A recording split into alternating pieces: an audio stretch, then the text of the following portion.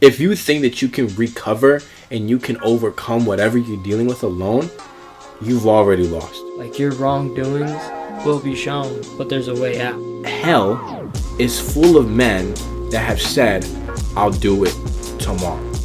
This world is very temporary. I'm not religious. I'm a follower of Jesus. Thank you for the invite.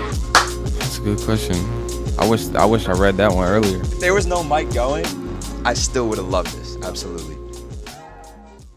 Welcome back to the Yera Elohim podcast. This is episode 41. We're glad that you're here with us today. I am joined with my co-host, Isaac. How you doing, good, brother? Everybody? I'm good.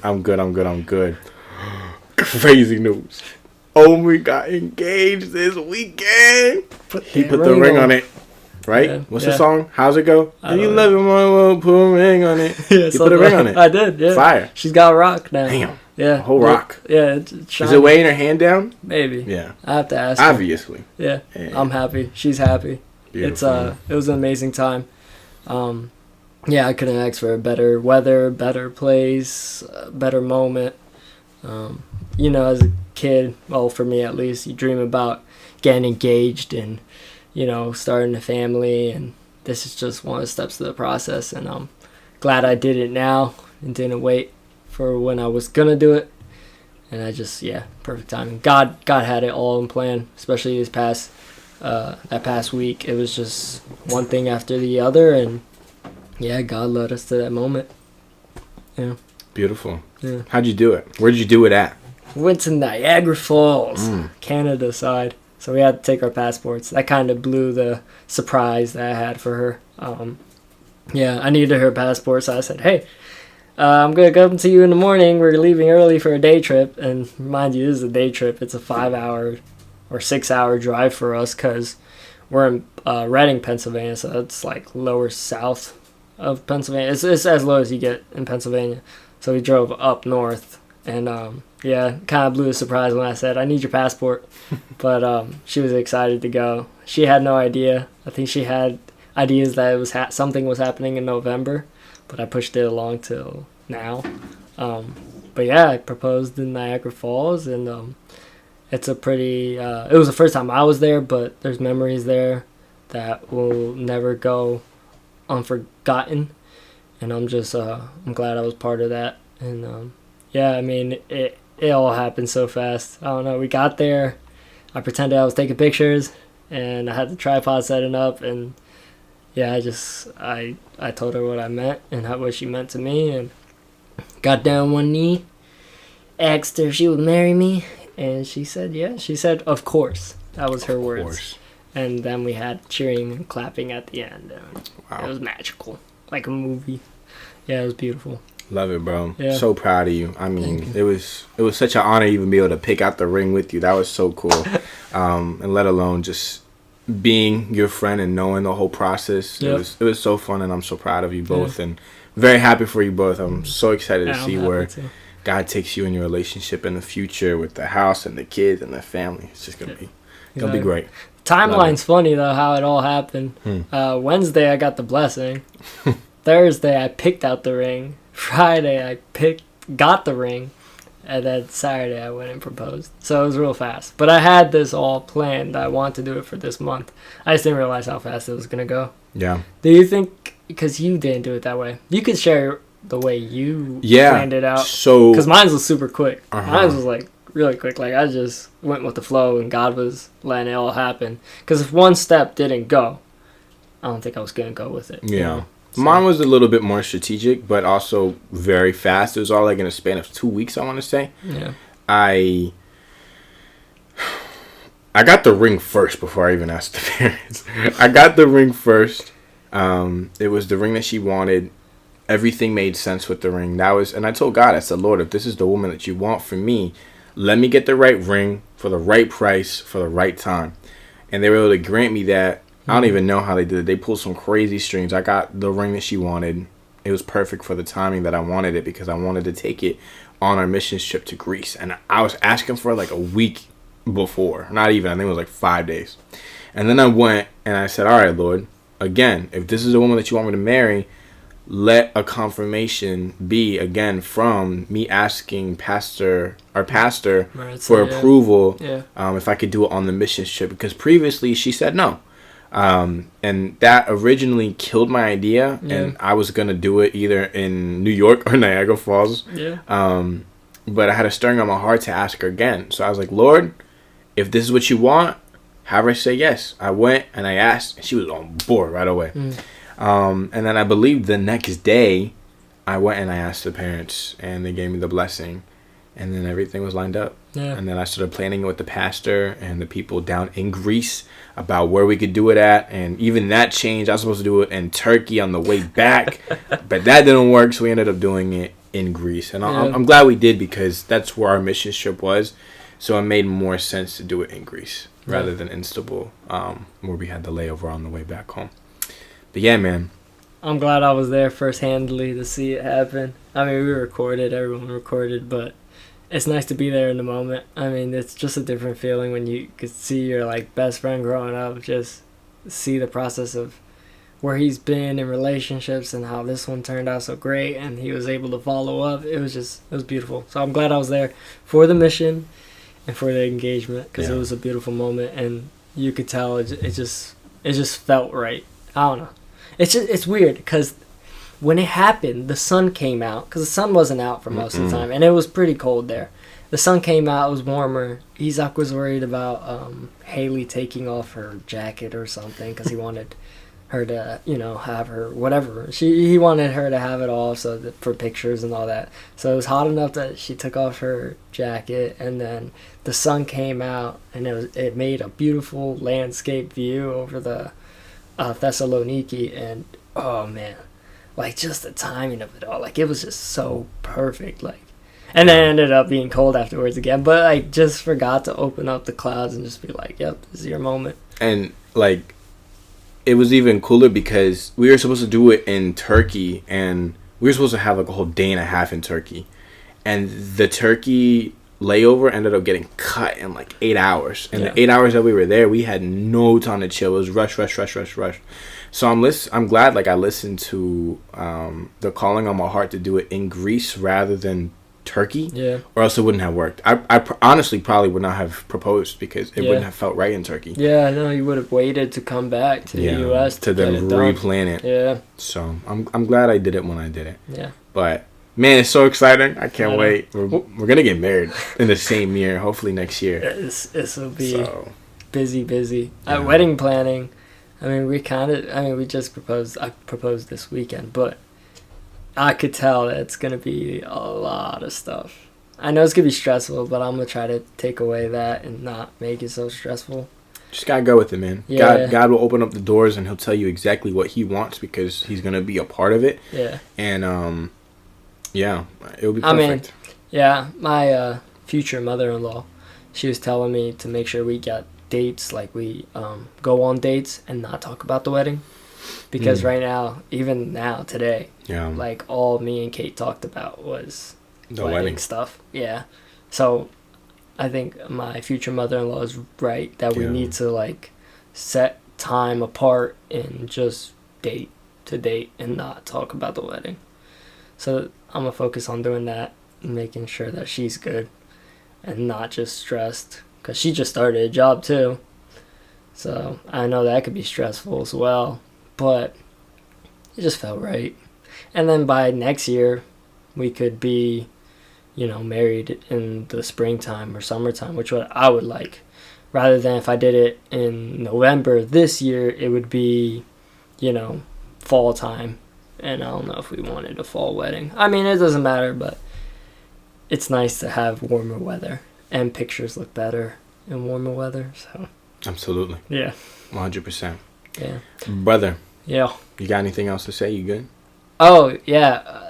The nerves about talking to the parents for a blessing, because I know it's not a normal thing anymore to do. Mm-hmm. I don't think many people ask for blessings. I don't think a lot of people have good relationships with their parents to begin with, and ask for the blessing. Yeah. Because I was talking to my one coworker today, and she was surprised when I had said, like, my first thing was, she said congratulations, and then my first thing was like, I got the blessing this day. Like I started off, oh, she's like, wow, you got the blessing.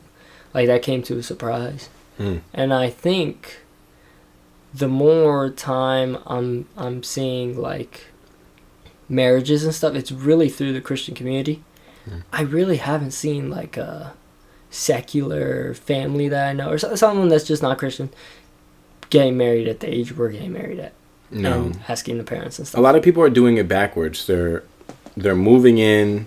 They're doing all the things that they really shouldn't be doing. Yeah. They're even having kids. Yeah. And then they're getting married like in their late 30s. Yeah. Like a lot of people are doing it that way. And it wasn't always like that, I think. A lot of people are scared of commitment. And it's sad because marriage should be a thing that brings two people together. Yeah. And solidifies a relationship, but also brings comfort in the fact of like, hey, I'm in this with you and I'm not planning on leaving. Yeah. No matter what tough times come our way, I'm not going nowhere. And I think the reason why people are not getting married is because they're scared of that commitment. And they don't feel like dealing with the whole divorce thing. But the thing is that you shouldn't even be getting a divorce. Neither should you even be thinking about a divorce. It shouldn't be on the table at that point. People are looking at divorce like it's plan B when it shouldn't even be in the plan. Yeah. And that's the reason why I think a lot of people don't want to get married. Yeah. And it's really sad. Before we get sidetracked, I was saying that, like, were you more nervous to ask for the blessing or propose? That's my question to you. Because I thought, in my head, I'd be more nervous for one part than the other, and it actually turned around. That's a good question. I know you I'm were not emotional. gonna lie. I know you were emotional on the proposal. I felt nervous asking for the blessing. Just because, yeah, I mean, I knew that they weren't going to say no, but the thought of them saying no freaked me out. Yeah. And then with the actual proposal, I knew that it was right. You know, and I knew that she wasn't going to say no, and if she did, that'd be crazy. But she did it. She did it. Yeah, that would have been crazy. But yeah, I think I was definitely more nervous to propose. I mean, I had more butterflies and more excitement. There was many more emotions in the proposal, and I think that made it more nerve-wracking, whereas just asking for the blessing just made me nervous. That makes sense. Yeah. Yeah, for me, I was nervous at first for the blessing, but once I got there and started talking to them, I wasn't nervous. The way up to Niagara Falls, like an hour left on the drive, I was getting nervous, and I wasn't even proposing yet. And there was I left out a little funny story. She thinks it's funny. Kate thinks it's funny. But we got pulled over by customs. I think I told you this. We got pulled over by customs because, you know, you pass the border and they'll check your car or whatever. So they were checking my car, and I had the ring in the back.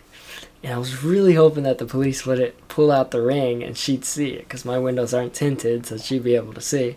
So I was like moving her face. I was making sure she didn't see the ring. I was like, I hope they don't blow this. I hope they don't say anything about the ring when they come back to us. And then they came back to us and they were like, okay, you guys can go.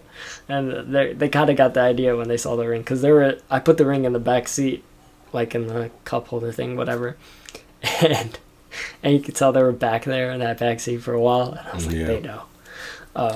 Anyways, I got sidetracked. What was I talking about? Oh, the proposal. Yeah, I was nervous. And you know how, like, nervousness kind of goes on to the other person? Yeah. It's even with, like, smell. Like, if you smell, like, a certain way, like love, anxious, whatever, like, if you're sweating or something, like, it portrays to the next person, you're starting to get anxious. It's contagious. Yeah. She started getting nervous and anxious and, like, scared almost. Like, I could see it go on to her, and I was like, what the heck? Yeah. Like, that was fast, because she was happy the whole time because she was driving up. And then when we got there, I said one thing. I said, oh, I'm nervous. And I shouldn't have said that, but it was true. I was like, because I was freaking nervous. And then the whole time we were driving through Canada, oh, my gosh, her nerves were going crazy. She was, like, taking deep breaths. And I was like, man, she must know, like, if she's doing all this. And that made me even more nervous. And then there was a lot of people. And I was like, this is so awkward. I'm going to have to propose in front of so many people I don't know. But it all worked out. But, that proposal, that was the most butterflies, nervous. I didn't cry. And I didn't think I was going to cry. But I started to feel something, and then I realized there were so many people around, so I was like, I'm not gonna cry. She cried. She bawled her eyes out. But yeah, I know you were emotional, and I think Haley was just shocked. It was the opposite for us. Yeah, I can definitely. I just don't hold back my tears. Like, if I feel like I need to cry, I need to cry. Yeah. And I was good up until the group surrounded us and started praying for us. Oh, Yeah. Then I started bawling. Yeah. Because it was just such a powerful, God-filled moment. Yeah. Like, as soon as I proposed, we got our pictures. It was great. And then our whole team just surrounded and put hands on us and prayed for us and prayed for our engagement. And that took me over the edge. Whenever I feel really close to God, I get really emotional. Yeah. So I thought I was going to have... I was close. I was really close. I held it back just because I saw all the people, and I was like, oh, boy. But, yeah, she bawled her eyes out. I knew she was going to. But she was bawling her eyes out when I was just saying sweet things to her. I thought that was funny. Yeah, absolutely. All right. I think that was it. That's all I had for that. Unless you want to keep talking. Dude, I love it. No, I love it. The topic for today. Loving sin more than you love God. Right? I think it's a problem in today's society. Most people say that they love God, but then their life ends up telling a different story. And I really want to dive deep into like the actual hidden reality of loving sin more than loving Christ. Because it's more than just idolatry. It's about being honest with yourself and having that eternal war with yourself between flesh and the spirit. You know, a lot of people, like at work, I was at work the other day, and you know, I told people I'm turning 21 in a month, and they're like, "Oh, are you gonna go to the clubs and get drunk?" And I said, "No, no, I go to church on Sundays. All I want to do is just hang out and see my friends and family." Yeah. And they're like, "Oh, when I was 21, I went and I drank, and then I went to church the next day." Mm-hmm. You know, but the thing with that is, like, if you're getting drunk and you're going to the clubs and you're, you know, hooking up with whoever or whenever, and then you're going to church the next day, like, you're serving two masters. Yeah, at that point. You are you're taking your energy and you're putting it into two separate things. That's like having a relationship. If you had two partners and you're trying to, you know, put energy into both people, it's not going to work, because ultimately you're going to be putting more into one person than the other, and it's going to be unequally yoked. It's not going to work. And the other persons are not receiving as much as the other person is going to be jealous. And that's what happens with us and God. When we are serving a different master and we're doing things of the world that we shouldn't be doing, it says it in the Bible, our God is a jealous God. We cannot serve two masters. It's impossible. Yeah. So a verse that I got straight off the dome, just to kind of support the reason why I think people do it, is John 3:19. It says, "And this is the judgment. The light has come into the world, and the people loved the darkness rather than the light, because their works were evil." When you don't have your life aligned with Christ fully, and you are just surrounded by the world, why would you want to go to the light?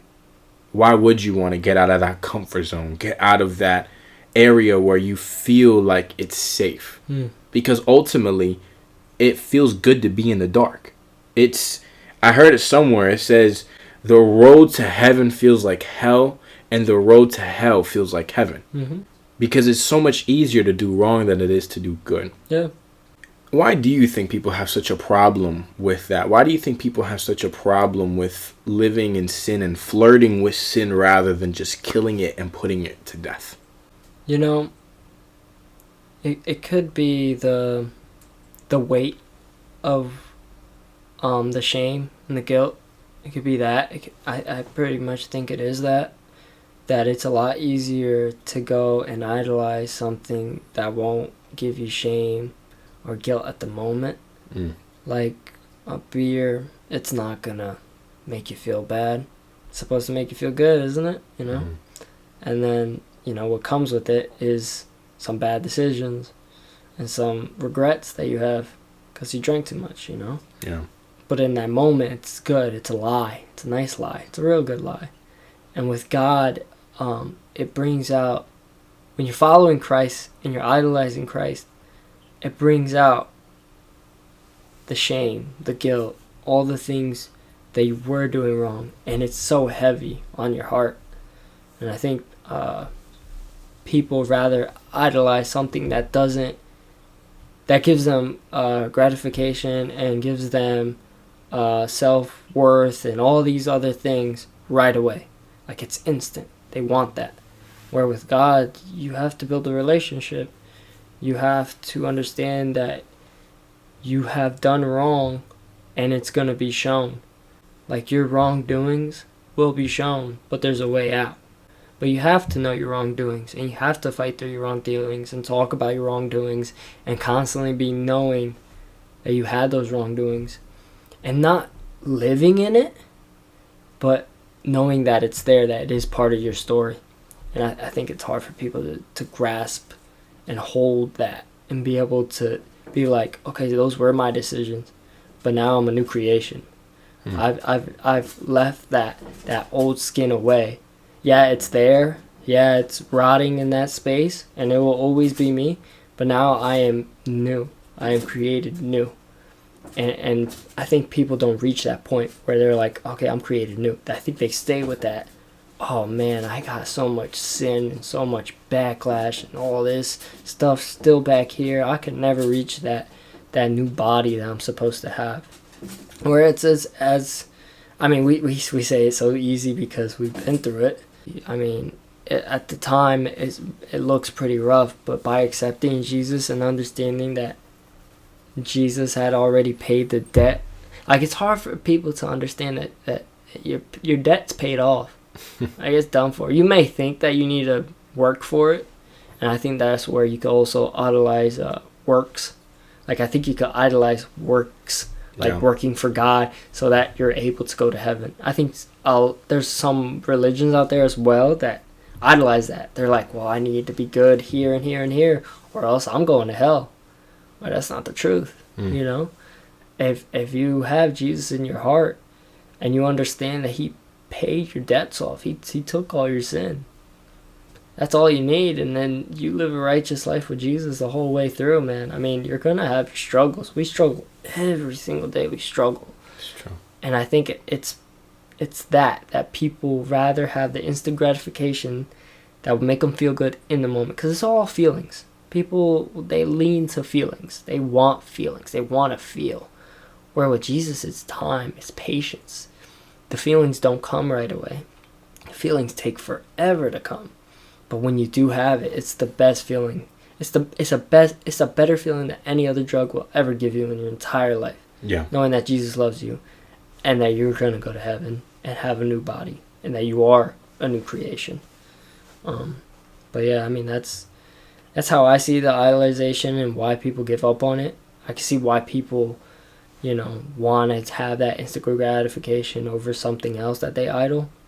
But at the end of the day, it's just not worth it, I could even confront and say, like, I idolize, like, numbers. Like, I love to see numbers grow. Like, whether it's money, whether it's my OT time, like my overtime time, or it's views, or it's subs, or if it's people knowing who I am. I can idolize how many numbers I have. And it shouldn't be the case. It really shouldn't. Mm-mm. But I could make that my God. You could. If I really, really spent most of my time on it. I was on it most of the time. I was praising it. It was the only thing that was making me happy, And I have to take that part away and be like, no, this doesn't matter.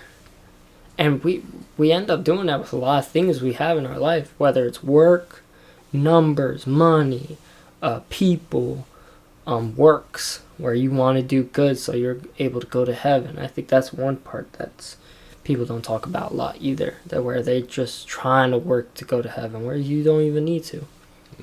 No. But yeah, that's my take on it. Yeah. You give your take. I know you were already talking about it, but...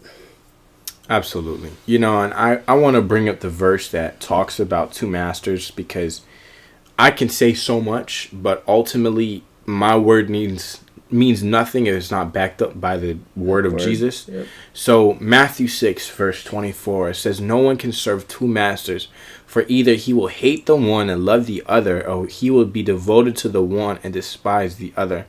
You cannot serve both God and money. And the whole money can be interchangeable with anything. It can be your fiance, it can be your work, it can be numbers, it can, whatever it may be, you know, it can be interchangeable with anything. And you have to be so very careful to not make sure that you are not making something else or someone else an idol. You know, I've seen like a lot of people like treat celebrities like they're gods when it shouldn't be like that. Yeah. They're just a normal person that was created just how we were created. Yeah. Like there's nothing crazy special about them. They just took the same talents that everyone else has, because everyone else has a certain talent, and they just magnified it and they made a career out of it. Mm-hmm. That's all they did. Yeah. They're not some type of gods. They're not better than us. They're not greater than us. But a lot of people think that they are. Yeah, put them on pedestals. And they put them on a pedestal, and it shouldn't be like that. Yep. Obviously, you can look up to someone, but you can't idolize them. You should not be idolizing them. And it says it clearly here, you cannot serve two masters. You just can't. You can't equally love the both of them. It's you're either going to hate one and love the other, or you're going to be devoted to one more than the other. There's no way that you can serve two masters. How do you know when sin has become an idol in your heart? Whatever type of sin it may be, how do you know that it's taken the pedestal where God should be placed in your life? Straight off the bat, it's when you think about it, when you dream about it, when you are, it's the only thing you're talking about, when it overclouds your prayer, your reading, when it takes over your thoughts on like the way you do things. You do stuff so that you're able to gain more money. Like, you're like, well, if I do this favor, or if I do that favor, maybe they'll pay me. Or, you know, you're always thinking about it. You always want more of it. I think that's my take on it. I know other people, they could also, like, be like, well, it's not my God because I don't think about it constantly. Or to me, it doesn't matter whether you worship it or not. If it's in your life and it takes over most of your time, I think you're idolizing it. Whether you don't or you do, I think you're idolizing it. And we do that with our phones. That's like the number one. We idolize our phones. Most people in the U.S. or in the world idolize their phones. You know, that's all they care about. That's all they think about. They can't live without it. Like, I was doing this whole thing with getting the ring and talking to the parents. I had to leave my phone home, you know? Yeah. And surprisingly, I was okay. It felt weird. I'm not gonna lie, it feels weird leaving your phone home. But I was okay. Because, like, if you know the roads, if you know how to get places, if you know how to talk to people, you could find your way. Like, you don't need your phone, technically. I mean, this modern age makes you have to have it. But there's little loops that you don't really need it. And I think a phone's good. I just think a smartphone is not good. I think a phone is good, but it's to the point, like, are you worshiping your phone or are you using it as a tool? You know, because a phone should be used as a tool, like how we're using it right now. Like, we're making a podcast or editing. Yeah. I'm using it to create thumbnails. I'm using it as a tool. Yeah. But I shouldn't be spending 8-10 hours a day on it. Yeah. Well, it shouldn't be overpowering my quiet times with God. It shouldn't be overpowering my devotions, my worship, my prayer to God. That's the moment it becomes an idol. Whatever takes the focus off of God is an idol. That could be anything. Yeah. That could be school. That could be work. That could be anything. It's whatever takes your focus off of God. Well, that's why they passed this new law with the whole having the phone while driving and stuff. Like, bro, you see people on their phone, like, texting and driving or whatever. Or they even made the law that you can't even have the phone up to your ear and call or else the cops gonna pull you over and fine you. Because, bro, there's accidents. You're idolizing your phone. You're taking time away from you focusing on driving to answer a text, to scroll through Instagram, to have a conversation. Like, I don't think it's bad having a conversation on the phone while you're driving. I think it passes time. I think you're still focused. I don't agree on that. But yeah, if you're looking down on your phone while driving, it's you're dangerous. putting your life at risk just to look yeah, at your phone. Exactly. And you could do that with idolization. You could put your life at risk. Yeah. If you idolize something so much, it can make you sick. I mean, I've gotten sick over things where, like, my sleep. I don't sleep. And I know that if I keep doing that, I make myself sick. That's a physical thing. You know, and it could be with anything. If I'm on my screen because I'm not sleeping, that blue light is gonna make me sick. You know, Yeah. it's all those little things. Like, your body just doesn't like that stuff. It doesn't need that stuff. It needs the meditation. It needs the reading. It needs the knowledge. It needs the break. It needs the time alone. It doesn't need full of dopamine going crazy all the time. No.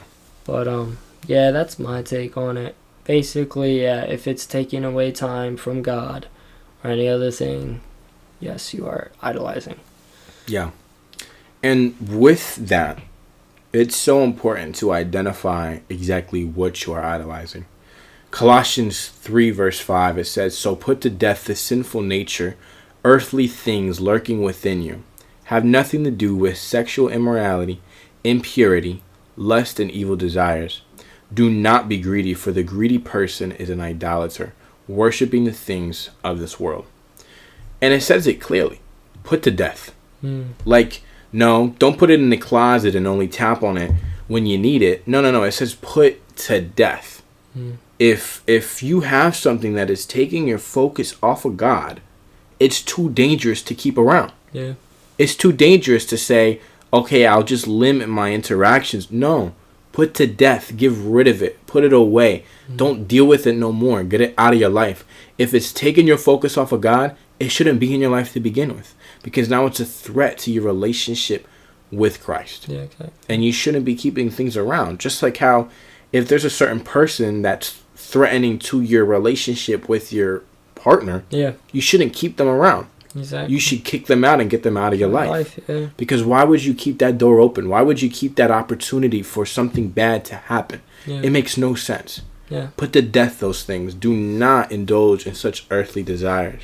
Yeah. So, go ahead. No, if it's materialistic things, yeah, it's nice. It's nice to have things, especially for things that you worked hard for. It's just putting, like Isaac said, you put to death certain things. I do agree with you. But if it's something you worked hard for, whether it was a car, your phone, laptop, I get it. You know, I understand where people could be like, well, it's just something I worked hard for and I like to enjoy it. That's fine. It's the same way I like to enjoy sports, you know? But even sports, you can idolize sports and sport people that play sports. So there's always a give and take. It's okay. It's completely fine. The world is the way it is, and we cannot change that, you know? But yeah, just time management, being responsible. I think that's what matters most. If you're responsible with your time and with your things that you worked hard for, it's completely fine. And your hobbies, if you're responsible with time with it, and it is completely fine, especially with the materialistic things. Now with people, and that you need some help on that, because you shouldn't be idolizing anyone other than God. So Yeah. go ahead. So, when you realize that you have been idolizing something, what does real repentance actually look like when you've loved a sin too long?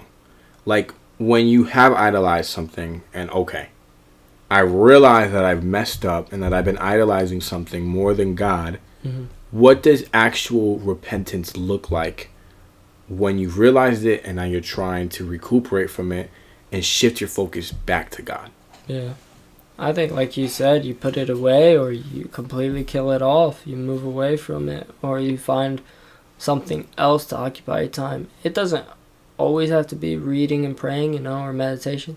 It could be other things that are God-centered, like talking to people, being with family.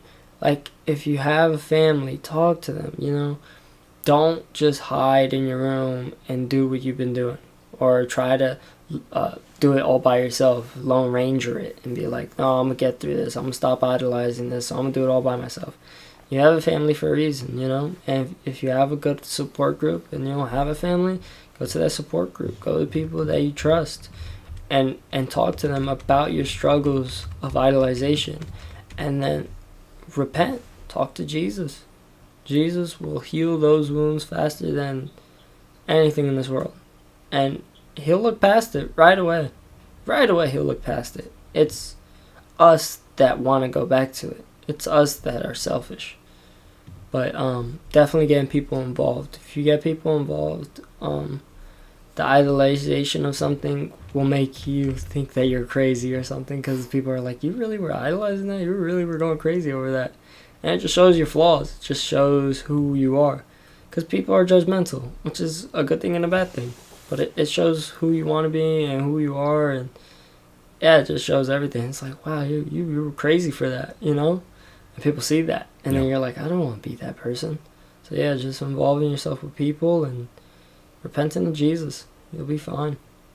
I love that. And you saying that you need accountability and a partnership with someone else to kind of help you recuperate. Mm-hmm. Because when you idolize something and when you realize that and you want to get out of it, it's a healing process. It's a process, and it's not going to just be fixed overnight like a lot of things aren't. Like, it takes time and it takes patience and, you know, constantly just searching after God. And you said it, like, it's better to have accountability and someone there to help you. And it, again, going right back to the Bible, I'm quoting so many Bible verses, but Ecclesiastes chapter 4, verses 9 to 12, it says, 2 are better than 1 because they have a good reward for their toil. If they fall, one will lift up the other. But who is one who is alone and falls and does not have anyone to help? Again, if 2 lie together, they keep warm. But how can one keep warm alone? And it's beautiful because Ommi and I, when I fall, the first people that I'm turning to is it's my close circle. Yep. It's you, my girlfriend, or my fiance, my father, my parents, or my mentor. Like, I'm turning to my close circle, because the last thing that you want to do is realize that you are idolizing something or you're living in sin and try to get out of it alone. It won't work. If you think that you can recover and you can overcome whatever you're dealing with alone, you've already lost. I hate to admit that, or I hate to say that, but I have to admit it. I've had those times in my life where I say, okay, I fell, whatever, it's okay. I'll fix it, I'll overcome it, and I'll get over it. It doesn't work. When you fall and you don't have accountability with nobody, there's no shame. Therefore, you just repeat the same offense over and over and over and over again. Because unfortunately, I don't know for you, but some days for me, it's almost more shameful to tell you that I messed up than it is to go and talk to God. Yeah. Where it should really be the other way around. Yeah. But sometimes the relationship with God can be so numbed because of the sin that you're in. So therefore, going and making sure that you have another person that you tell when you do fall, it's important because it keeps you accountable. Because before you do fall and you realize, all right, if I mess up, I've got to tell Ommi. Yeah. Now it's going to make you rethink. And it's harder to work for a human's forgiveness than God's forgiveness. God and Jesus's forgiveness is kind of instant. By the minute you start talking to them, they're already forgiven you. You know? Yeah. Like, and you know that. In the back of your head, you're like, I'm doing this and I'm instantly forgiven. You know? Yeah, you work at it a little bit. You know, you don't want to constantly be failing them, because then you're like, dang, these guys are constantly forgiving me, you know? But with a human, and you tell them, and if they're really like, it's hard for them to forgive, and it takes time and it takes work, it makes you want to do better, because that human forgiveness, it's not instant. It's not instant like Jesus' forgiveness, where he's just like, I love you to death.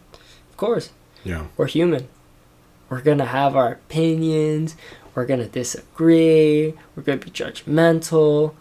But, you know, if you have Jesus in your heart, there's that forgiveness side that you'll always have. But humans have to work for it. And I think that's why, like you said, accountability is crazy, because it will teach you along the way that it's more than just you, you know. And we could pray to our God, and we love our God, you know, but it could end up just being you still if you're just talking to the Lord. Yeah. Which is crazy, but yeah. Absolutely. So, what steps can someone take when they are loving sin more than God to transition their relationship to a more God-fearing relationship? Because the thing with loving a sin more than you love God, or loving something else more than you love God, I think is personally because you've lost the fear of God. Yeah. And because if you're deep in it, even the Holy Spirit or Jesus may have departed from you because they can't be involved with that. Mm-hmm. So how can you move from loving sin to fearing God again? Yeah. I'd say stop making excuses. God will always be there, but stop making excuses. Stop saying, yeah, I'll do this now and I'll go back to church and I'll be forgiven tomorrow. Yeah, it's true, but that's an excuse. That's an excuse to get you out of what you're doing. It's completely turning away from that. Like, not giving yourself any excuses. Like, you have no excuse. You cannot do that again. Like, really just committing yourself to being obedient to your word and to God. Because at the end of the day, we talk about selfishness a lot. But, like, this is about you. But not only for you, because it affects your future kids, your future wife, your future family that you create. At the end of the day, yes, it's you, but it's gonna whirl down all the way to your children, and then you create that, you know. So it starts with you, but it ends off with your offspring. The person that you become, the person that you are to your family and stuff, and they see that you're idolizing something other than God, it's gonna affect you 100 times more than anything else. So yes, it starts with you and it's going to end with your offspring. And I always look at that. Like, I have to think about that. I have to think about, okay, this is for me now, but for my kids later, I need to be a better man. I need to be able to only idolize God. That's it, because that's what my kids need to see. That's what my wife needs to see. Like that, it starts with me now, and it's going to help me grow now. But you have to look in the future. You have to look onward. You cannot stay in the past. You have to look onward and stop giving yourself excuses. You know, I think those are just the main steps. Just that mentality switch where you have to think other than yourself. Because it's all selfishness. Because you could give yourself excuses because you're being selfish. You're like, it's only affecting me. It's not affecting anyone else in the room. It's not affecting... I'll deal with it. That ruins it. Because then you're constantly hurting yourself and then your future all the time, no matter what. So it's just switching that mentality that it's not about you. It's not only about you. It's what carries on, how people look at you. It literally is just you switching. I mean, it's as simple as that. I mean, it's hard to do. I mean, we can all say it, but it is hard to do. But you have to think bigger than yourself. I think that's it's true. And it's exactly what you said. It's all about just flipping a switch. Yeah. It really is that easy of just flipping the switch. The hardest part is trying to hold yourself from switching it back. Mm-hmm. And that's where a lot of people struggle. Yeah. And it's like you said, it's not just about you. Yeah. This is about the generations that are going to come after you. Mm-hmm. I said it before, but my grandfather struggled with alcohol. He was addicted. He was abusive with it. Mm-hmm. And my father saw that, and he had a sip of alcohol, and he realized, I don't want to repeat this same thing. Mm-hmm. I don't want to carry this curse from my father, put it onto me, so then my kids also have to struggle with it. No, thank you.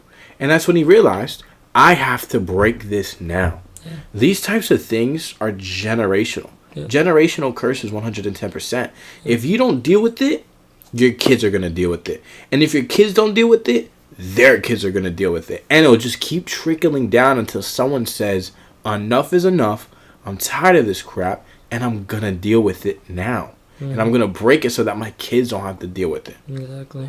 And it's so important that you realize it's not just about you. Mm-hmm.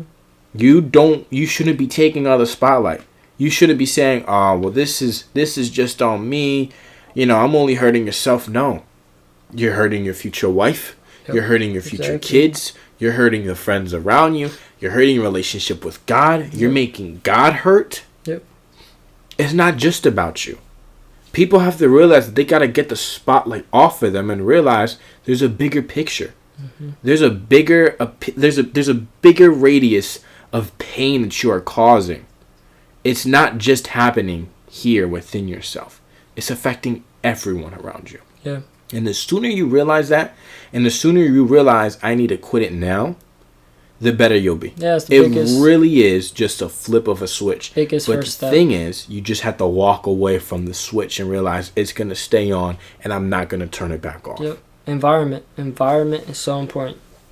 Anything you're in, whether it's work, whether it's somewhere you go out with buddies, if your environment is bad and it's idolizing things, you're going to end up doing the same thing. That's why environment is so important. That's why we have church.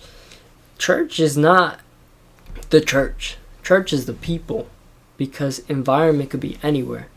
It's whoever you surround yourself with. And I think it's just what it is. You set yourself in an environment like the club or something, or a bar, you're bound to get drunk. You're bound to make bad decisions. You surround yourself around a good group of guys talking about the Lord, playing sports or something, you're bound to get fit. You're bound to know more about the Lord. You're the sum of the 5 people you surround yourself the most with. Exactly. So really realize who are those 5 people, right? Exactly. I've got my mom, my dad, Ommi, Haley, and someone else. Those people, I'm going to be the sum of them. Mm-hmm. They're going to dictate my attitude. I'm going to grab a little bit from my dad, a little bit from my mom, a little bit from Ommi, a little bit from Haley, a little bit from Jose, a little bit, whatever.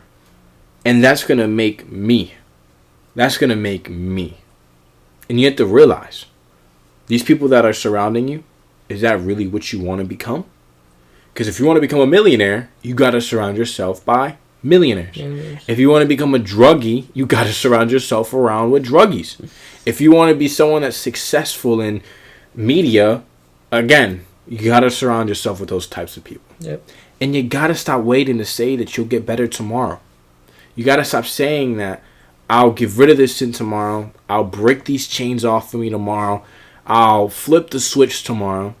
Because hell is full of men that have said, I'll do it tomorrow. Yeah, exactly. Because everyone in the... I'm sure a lot of people said, I will get my relationship with God going tomorrow. And then their last day was that day before they got to tomorrow. You have to realize that if you want it and you want to improve, you got to start now at this very moment. Stop waiting till the next second, because there's no moment that is guaranteed to us. None. I love it. You know, it's so important that you take inventory and you realize, what do you have in your corner? What are you surrounding yourself with? What do you run to when you're alone? That's the biggest thing. When you are alone and you're beat down, broken, what are you going to first? Are you going to God? Are you going to a friend?